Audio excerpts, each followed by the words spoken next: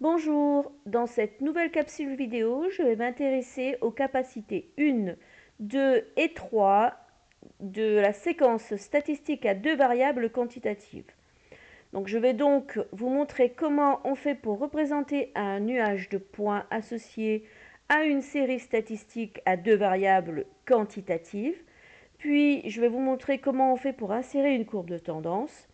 Et enfin, je vais vous montrer comment on fait pour choisir un modèle d'ajustement pertinent. Donc cette vidéo est basée sur la situation la ferme bio de Lily et Mia. Je vous laisse mettre en pause la vidéo et prendre connaissance de cette situation. Donc j'ai commencé par reproduire le tableau de valeurs qui m'avait été fourni dans la situation dans une feuille de calcul Excel.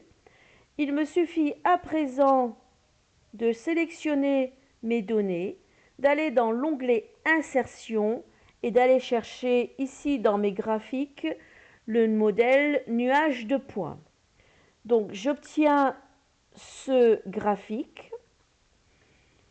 Ensuite, pour insérer ma courbe de tendance, je sélectionne mes points en cliquant sur n'importe quel point. Puis je fais un clic droit et je fais ici ajouter une courbe de tendance. Donc voilà, j'ai cette fenêtre qui apparaît, format de courbe de tendance, dans laquelle je peux voir qu'il existe plusieurs types de courbes de tendance. La courbe de tendance exponentielle, la courbe de tendance linéaire, la courbe de tendance logarithmique, la courbe de tendance polynomiale, la courbe de tendance puissance. Donc pour cette année, nous allons nous intéresser qu'à celle-là, d'accord? Donc aux 5 premières. Alors, donc pour savoir si un ajustement est pertinent ou pas, je dois m'intéresser au coefficient de détermination R carré de ma courbe de tendance. Donc pour ça, je lui demande d'afficher le coefficient de détermination R carré sur le graphique et il me donne la valeur qui est ici. Donc ici, pour cette courbe de tendance puissance, nous voyons que cette valeur est de 0,999. Donc valeur arrondie à 3 chiffres après la virgule. Donc je la note ici dans mon tableau récapitulatif. Si je suis sur la courbe polynomiale de degré 2, ici je vois que la valeur R carré est de 0,996.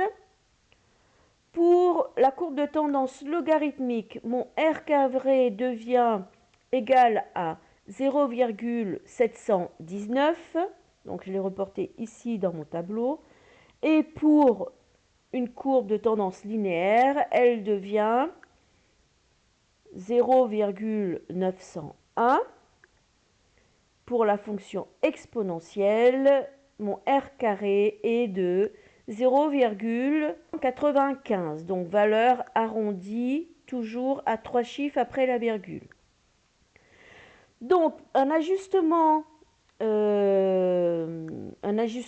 est pertinent si et seulement si sa valeur est très proche de 1.